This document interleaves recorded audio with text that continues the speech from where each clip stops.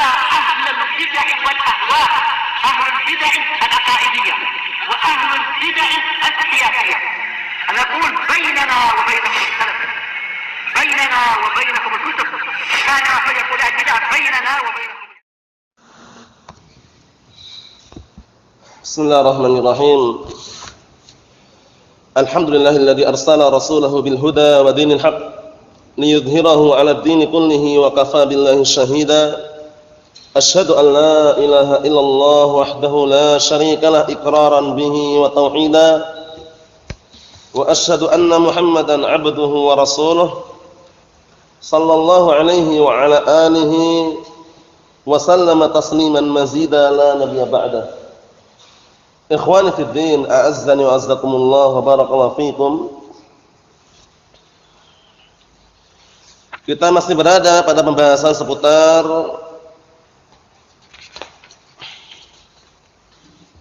hadis-hadis yang berkaitan masalah berpuasa di waktu safar. Kesimpulannya,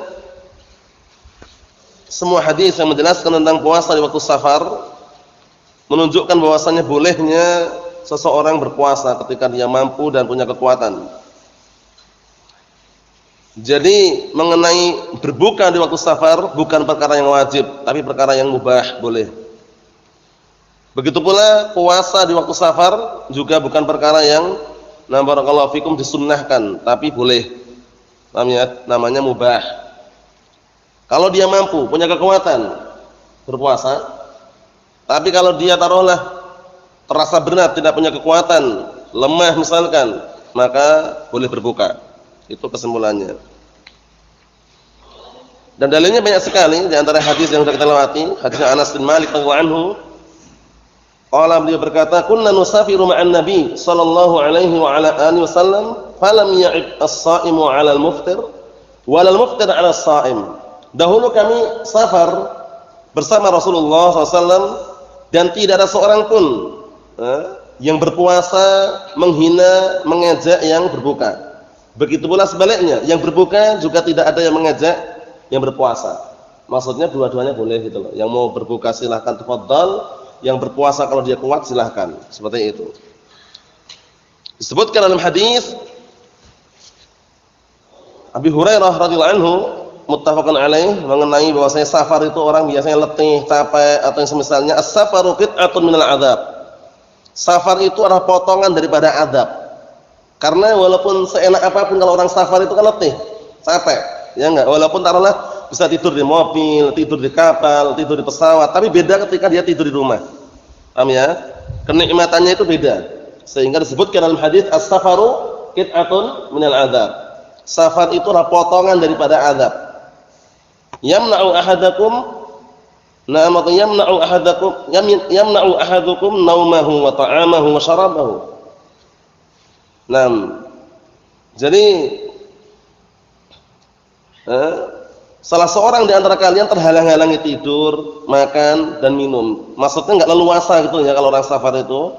Nah, makanya fa idza qada ahadukum nihmatah min wajhihi falyu'ajjil ila ahli. Masyaallah. Apabila salah seorang di antara kalian sudah selesai urusannya, maka hendaknya segera pulang ke keluarganya. Jadi kalau orang safar dan selesai keperluannya segera pulang. Segera pulang ke keluarganya. Na'am barakallahu fikum, seperti itu. Kemudian kalau disebutkan di sini dahulu kami safar bersama Rasulullah, itu safar apa ya kira-kira? Karena safar itu ternyata Rasulullah ketika safar itu ada beberapa kejadian. Nah, kadang safar karena perang, berjihad itu maksudnya. Kadang safar untuk haji atau umrah. Kadang safar untuk perdagangan. Nah, kalau ini sebelum diutus menjadi nabi. Paham ya? Ketika masih usia masih kecil, 12 tahun waktu itu diajak pamannya dagang ke negeri Syam waktu itu. Paham ya? Nah, dan safar hijrah.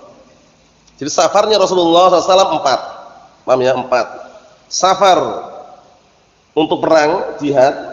Safar untuk haji atau umrah, safar untuk apa? Dagang, yaitu sebelum diutus menjadi nabi. Paham ya? Nah, kan pergi ke negeri Syam berdagang, itu kan barakallahu fikum diajak ke sana kan 2 kali. Pertama waktu itu diajak pamannya Abu Thalib. Kedua dagang Ada kerjasama dengan apa? Khadijah bintu Khuwailid kan itu. Nah, kemudian yang keempat safar untuk hijrah. Dari mana waktu itu? Makkah ke Madinah. Jadi safarnya Rasulullah 4. Paham ya? Safarnya Rasulullah SAW ada 4 safar tadi itu. Nah, barakallahu fiikum. Disebutkan di sini oleh Syekh Abdul Hamid waffaqahullah, yaitu hadis. Kalau di sini hadis yang keberapa? Penjelasan hadis yang ke-9. Paham ya? Kita baca. An Jabir bin Abdullah radhiyallahu anhu qala kana Rasulullah sallallahu alaihi wasallam fi safarin far'a zihaman wa rajulan qad dullila alaihi. Hadis yang ke-9 itu yang sini ya. Faqala ma hadza? Qalu sha'imun. Qala laisa minal birri asyamu fi safari. Wa fil abdin muslimin 'alaikum bi rukhsatillah allati rakhasa lakum. Artinya dari hadisnya Jabir bin Abdullah radhiyallahu anhu, Jabir bin Abdullah, nah barakallahu fiikum, Abu Abdullah Jabir bin Abdullah, beliau sahabat yang mulia. Paham ya? Dari kalangan para sahabat, di antaranya waktu itu yang menikah milih janda beliau ini. Jabir bin Abdullah, nah barakallahu fiikum radhiyallahu anhu. Paham ya? Kenapa kok milih janda? Nah, ternyata ada nah barakallahu fiikum kaitannya dengan nah barakallahu fiikum saudari-saudari perempuannya. Waktu itu Rasulullah tanya kepada Jabir bin Abdullah, "Apakah kamu sudah nikah?" "Sudah." "Dengan gadis atau janda?" Kemudian Jabir bin Abdullah mengatakan dengan janda. Rasulullah menyarankan, "Tidakkah engkau barakallahu fiikum hendaknya engkau menikah dengan gadis?" Paham ya? Maksudnya kalau belum terlanjur terus mengarahkan nikah dengan gadis. Kamu bisa main-main dengan dia dan dia pun bisa main-main denganmu. Ternyata Jabir bin Abdullah waktu itu menikahi janda apa? Alasannya apa alasannya? Alasannya karena bapaknya Jabir bin Abdullah, nah barakallahu fiikum radhiyallahu anhuma, meninggalkan apa? Anak-anak perempuan banyak. Paham ya? Sehingga nanti kalau nikah dengan gadis khawatir enggak bisa ngurus. Sehingga tujuan dia ketika menikahi janda, barakallahu fiikum, agar apa bisa membantu mengurus apa adik-adik perempuannya itu loh. Paham ya? Jadi kalau orang menikahi janda dalam rangka untuk apa? Nah, menyelamatkan agamanya atau mungkin biar terkondisikan keluarganya itu enggak ada larangan. Paham ya? Cuman yang afdal kalau memungkinkan ya gadis. Paham ya? Ini sekedar selingan seputar Jabir bin Abdullah radhiyallahu anhu. Dan beliau juga termasuk paling banyak riwayatnya kan? Sudah kita lewati pantunnya di awal pertemuan waktu itu. Ada berapa sahabat yang paling banyak periwayatannya kita hitung. Wal muktsiruna fi riwayatil athar Abu Hurairah yalihi Ibnu Umar wa Anasun wal Habr. Siapa Habr? Abdullah bin Abbas. Kal Khudri. Siapa Khudri? Abu Sa'id al-Khudri. Wa Jabirun, Jabir bin Abdullah, wa zaudatun Nabi Aisyah ummul mukminin Ummu Abdullah. Paham ya? Ada 7 ya. Nah, barakallahu fiikum. Nah, yang meriwayatkan hadis yang paling banyak. Nomor 1 Abu Hurairah kan? Wal muktsiruna fi riwayatil athar Abu Hurairah yali Ibnu Umar wa Anas wal Habr kal Khudri wa Jabirun wa zaudatun Nabi. Itu semuanya kumpulan para sahabat yang paling banyak periwayatannya. Nah, bedanya Abu Hurairah dengan Abdullah bin Amr bin As itu bedanya apa? Kalau Abu Hurairah itu menghafal. Jadi andalannya hafalan. Tapi kalau Abdullah bin Amr bin As itu catatan, nulis. Paham ya? Ini menunjukkan bahwasanya kadang-kala ada keterkaitan antara hafalan dengan catatan. Paham ya? Sampai-sampai ada ungkapan sebagian para ulama, qayyidil ilma bil kitabah. Ikatlah ilmu itu dengan tulisan. Wa ma kutiba qarra wa ma lam yuktab farra. Apa-apa yang ditulis dicatat itu akan menetap, tersimpan, dan apa-apa yang tidak tulis itu akan lari. Paham ya? Kemudian kaitan dengan hafalan apa? Al ilmu fis sudur wala fis sutur. Al ilmu fis sudur wala fis sutur. Ilmu itu yang dihafal di dalam dada, bukan sekedar catatan. Para ulama terdahulu ketika mereka mencari ilmu hadis, mereka dihafal langsung. Dihafal. Memang kekuatan hafalannya luar biasa ya. Suatu ketika ada salah satu yang iri melihat catatannya. Diambillah catatan tadi, dilempar ke sungai. Mungkin yang satu ini mengira udah hilang hafalan, ternyata dihafal semuanya dia. Santai aja, slow dia. Ya enggak? Nah, karena udah dihafal dari luar kepala sudah, walaupun dibuang ke sungai santai dia. Paham ya? Nah, makanya para ulama terdahulu mereka sangat menjaga sekali tulisan catatan. Paham ya? Walaupun waktu itu mungkin serba terbatas ya. Mungkin mulai dari penanya, kemudian juga mulai dari barakallahu fikum, yang dipakai untuk apa? Untuk menyimpan catatannya. Kalau zaman sekarang kan banyak ya. Dan pilihlah tinta yang bagus. Itu termasuk saran daripada para ulama karena tinta itu barakallahu fikum kadang-kala bisa berubah. Paham ya? Dulu ada kasus kejadian, mungkin Anda pernah dengar juga, jadi ada dari kalangan barakallahu fikum orang yang mencatat hadis. Awal mulanya tulisannya al-habbatus sauda dawaun likulli da. Jintan hitam itu obat segala penyakit. Ternyata suatu ketika sudah lama sekali ya dia mencatat tulisan tadi itu, begitu dibuka catatannya yang dahulu dia mencatatnya, tintanya luntur. Yang semula ba al-habba, ba-nya itu kan titiknya satu. Karena luntur menjadi dua. Jadi bacanya bukan al-habbatus sauda tapi al-hayyatus sauda, ular hitam. Nah itu. Nah kalau orang nggak paham, nggak hafal dengan hafalannya ya mungkin wah ini ular hitam obat segala penyakit. Karena artinya lain, al-habbatus sauda jintan hitam. Kalau al-hayyatus sauda ular hitam. Paham ya? Cuma titik aja, pengaruh itu ya. Nah gara-gara titik pengaruh, paham ya? Nah barakallahu fiik, itulah yang namanya barakallahu fiikum pembukuan dan juga perkembangan ilmu bahasa Arab. Zaman dahulu bahasa Arab itu, tulisan-tulisan Arab itu enggak ada apa? Harokatnya di awal permulaan. Paham ya? Enggak ada harokatnya, terkadang hanya dengan isyarah-isyarah mu'jamah itu ada titiknya, paham ya? Nah kemudian barakallahu fiikum mukhaffafah misalkan tanpa titik misalkan seperti itu. Zaman dahulu seperti itu. Kemudian barulah datanglah generasi berikutnya mulai ada titik, mulai ada harokat. Paham ya? Seperti itu. Ikhwani fi din azza wa jazakumullah, ini selingan seputar Jabir bin Abdullah radhiyallahu anhuma, sahabat yang mulia termasuk penghafal hadis yang banyak juga. Beliau berkata, dahulu Rasulullah SAW berada di suatu safar, fara'a zihaman, kemudian beliau melihat ada kerumunan orang. Wa rajulan qad dulila alaihi, ada salah satu orang yang sudah dikerumuni. Ada apa ini? Orang kaget juga, orang safar lihat ada yang dikerumuni, siapa itu? Rasulullah tanya, faqala ma hadza, apa ini? Qalu sha'im. Mereka mengatakan itu orang puasa ya Rasulullah. Qala laisa minal birri asyamu fis safari. Bukan termasuk kebaikan orang yang berpuasa di waktu safar, karena dia kan ternyata keberatan kan sampai pingsan ya. Seperti itu. Dalam lafaz yang lain, dalam Sahih Muslim, alaikum bi rukhsatillah allati rakhasalakum. Wajib atas kalian untuk mengambil keringanan dari Allah Subhanahu wa taala yang diberikan kepada kalian. Untuk mengenai wajibnya dilihat kondisinya. Karena sudah kita lewati ada kaidah yang barakallahu fikum sebutkan para ulama, akhdul azimah aula min akhdir rukhsah. Mengambil azimah itu sesuatu yang berat tapi dia mampu untuk mengerjakannya, itu lebih afdal daripada mengambil keringanan. Paham ya? Antum ketika hujan dapat rukhsah salat di mana? Di rumah. Antum datang ke masjid, ada jamaah di situ juga, datang ke masjid kan berat. Tapi atau tetap datang pakai mantel atau yang semisalnya, afdal. Orang ketika safar boleh enggak berbuka? Boleh.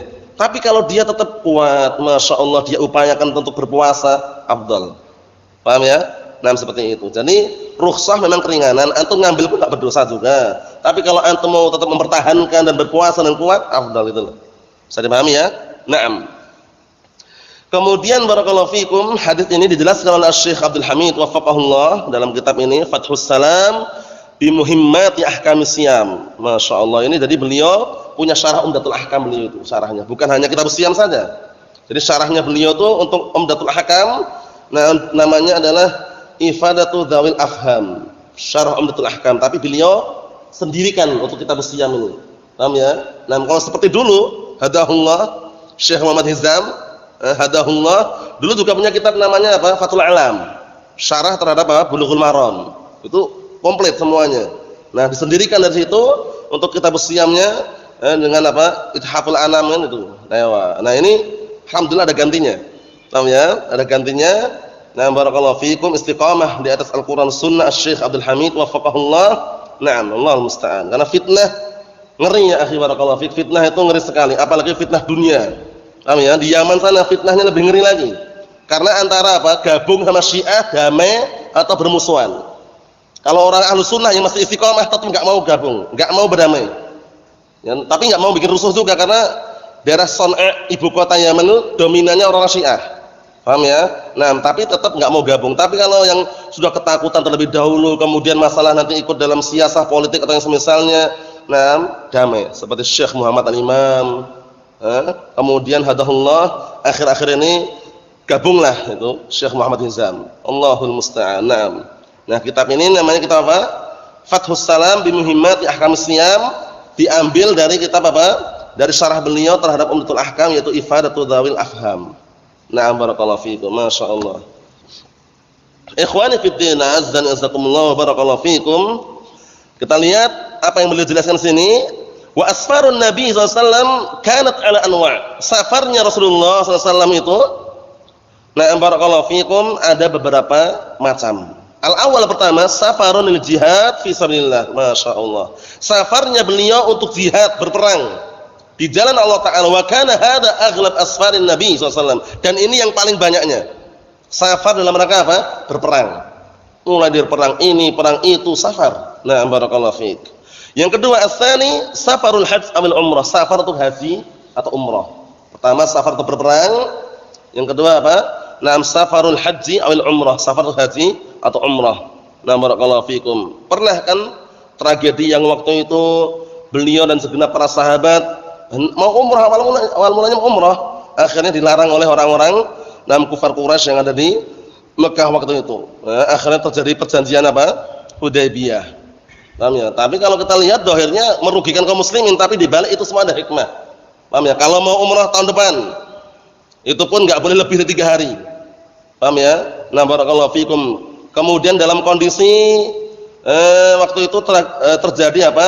Semacam damai sementara, hudnah 10 tahun. Paham ya? Nah, kemudian kalau ada orang-orang dari kalangan kufar Quraisy misalkan menuju ke mereka, membalikkan lagi. Tapi kalau dari kalangan kaum muslimin barakallahu cenderung kepada orang kufar Quraisy, enggak boleh diambil. Jadi kelihatannya zahirnya itu merugikan kaum muslimin, tapi di balik itu ada hikmah. Selama 10 tahun bisa dakwah. Mendakwakan agama Islam. Ternyata mereka sendiri yang kepanasan, enggak kuat untuk damai. Batalkan perdamaian. Seperti itu. Kalau orang kufar seperti itu. Syiah Rafidhah di Yaman, ini kita cuplikan kisah saja. Selama Anda rasakan kurang lebih 4 kali perang waktu itu barakallahu fikum seperti itu. Ketika lemah kekuatannya, ngajak damai. Ayo damai.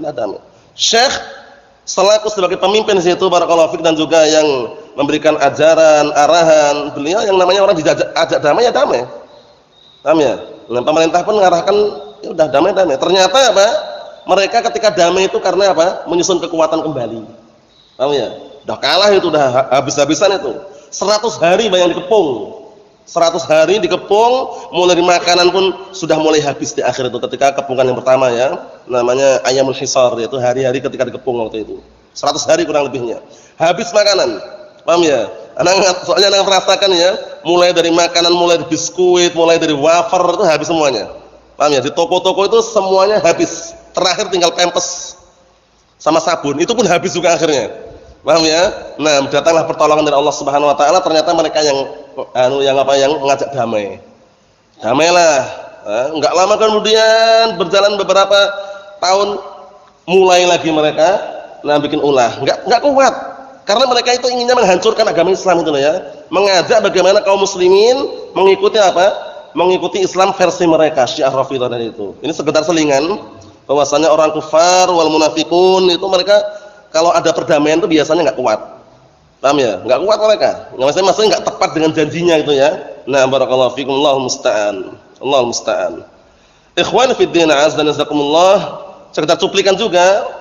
Nah, barakallahu fikum, di bulan Ramadan ini ada perdamaian sementara di Yaman antara barakallahu fikum pemerintah Saudi dan juga tentara-tentara Yaman yang mereka memerangi Syiah.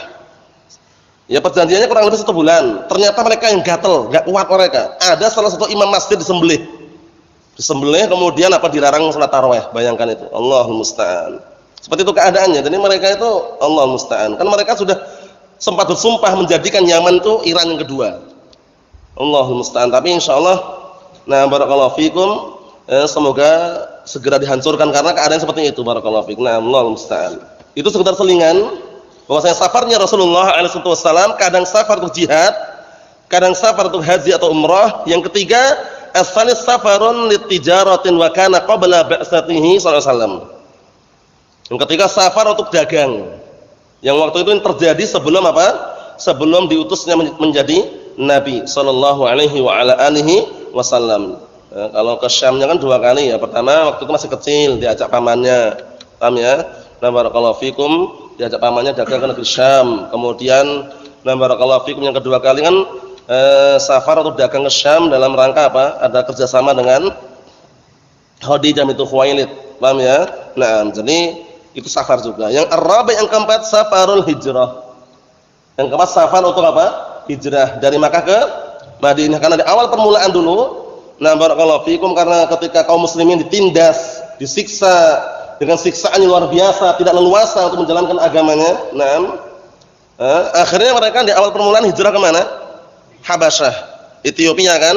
Nah, barakallahu fikum. Mulai dari Utsman bin Affan, dengan apa istri beliau. Nah, barakallahu fikum. Nah, kemudian setelah berjalan beberapa lama itu, di sana disambut dengan baik oleh Raja Najasyi.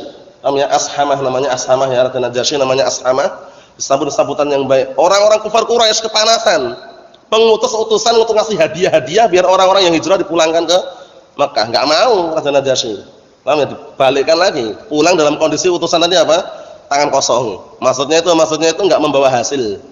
Nah, akhirnya sudah agak lama gitu, berjalan agak lama, dapat kabar kalau di Mekah sudah kondusif keadaannya. Pulanglah mereka balik ke Mekah. Ternyata terjadi lagi tragedi penyiksaan, disiksa atau semisalnya. Hijrah yang kedua dari Mekah ke Madinah. Nah, itu Rasulullah hijrah dari Mekah ke Madinah. Na'am barakallahu fikum, seperti itu. Na'am. Jadi hijrahnya ada 4 ya. Na'am, itu kesimpulannya. Ikhwani fid din, a'azzani azzakumullah wa barakallahu fikum. Halaman 101 disebutkan sini, was-sahih anna al-murada bil hadits 'alaikum bi rukhsatillahi allati rakhasa lakum. Wajib atas kalian mengambil keringanan Allah Subhanahu wa taala yang berikan kepada kalian, min haitsu annahu abaha lakumul fitr. Yaitu dari sisi bahwasanya Allah taala perbolehkan kalian untuk berbuka. Fa hadza karukhsah. Yang seperti ini seperti awal rukhsah, keringanan. Li'anal amra ulqa bil qada fil mustaqbal. Karena perintahnya ini ada ikatannya, yaitu menggantikan di hari yang akan datang. Paham ya? Faman kana minkum maridan aw ala safarin fa iddatun min ayyamin ukhra. Barang siapa di antara kalian yang sakit atau sedang safar, boleh tidak puasa, tapi menggantikan di hari-hari yang lain, seperti itu. Naam. Jadi sudah kita lewati semuanya, enggak jauh beda pembahasannya. Naam, seperti itu. Ikhwan fid din, a'azzani wa azzakumullah wa barakallahu fikum.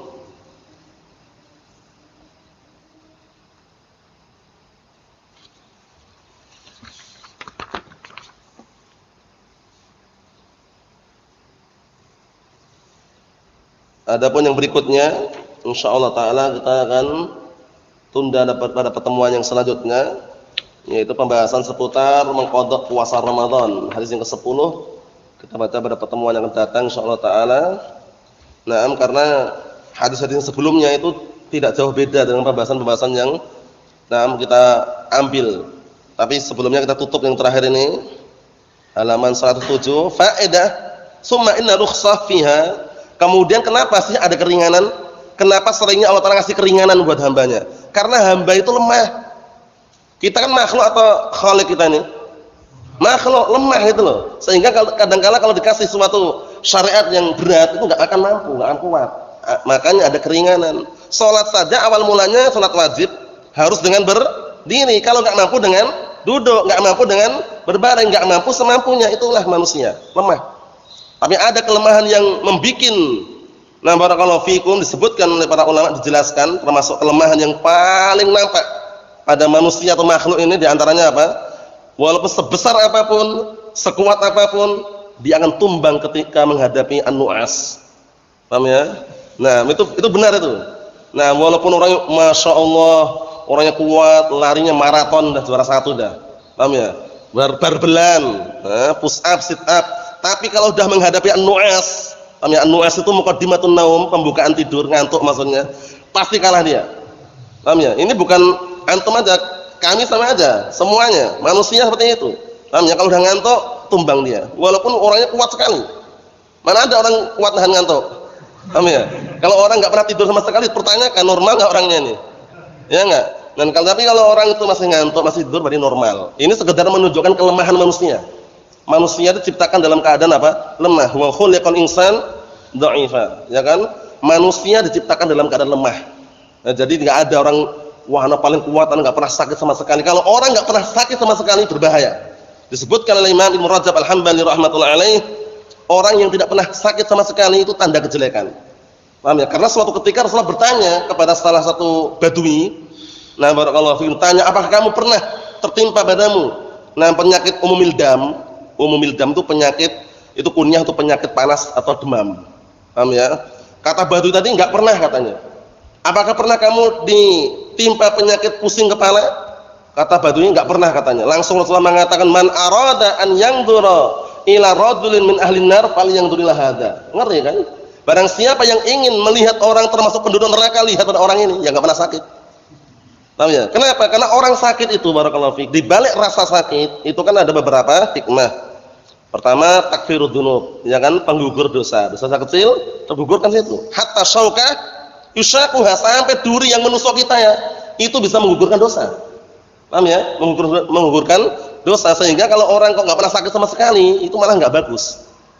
Enggak ada kan? Setiap orang pasti pernah sakit, walaupun pusing, walaupun sakit perut atau sakit, mesti ada. Nah, di balik rasa sakit itu ada hikmah.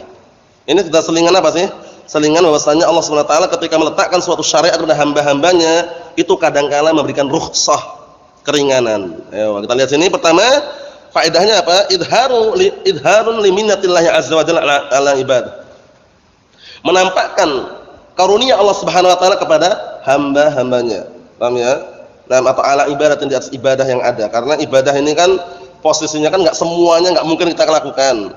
Paham ya? Tapi semua dikondisikan dilakukan semampunya. Fattaqullaha mastata'tum. Bertakwalah kalian kepada Allah taala semampu kalian. Yang kedua, wa fiha bayanu mahasin Islam al-'azimah, masyaallah. Di dalamnya juga ada penjelasan tentang indahnya agama Islam ini ya. Keindahan agama Islam yang agung ini. Nah, buktinya apa? Buktinya enggak ada paksaan di situ. Kalau enggak mampu ya semampunya. Kan gitu. Enggak ada paksaan pokoknya harus berdiri. Enggak mampu ini pokoknya harus berdiri. Enggak ada. Shalli qa'iman fa illam tastati' fa qa'idan fa illam tastati' fa 'ala janbin. Salatlah kamu dengan berdiri. Kalau enggak mampu dengan duduk. Kalau tidak mampu dengan berbaring. Berarti menunjukkan apa? Keringanan. Apa kaidah fikihnya? Al-masyaqqah tajlibut taysir. Itu kaidah fikih itu. Karena dalam masalah ilmu fikih itu ada 5 kaidah kubra, namanya khamsu al-qawaid al-kubra. 5 kaidah yang besar, di antaranya itu al-masyaqqah tajlibut taysir. Perkara yang beratkan pasti akan mendatangkan kemudahan. Pasti sudah itu. Ya kan? Awal mulanya salat dengan berdiri, enggak mampu dengan duduk, ringan kan?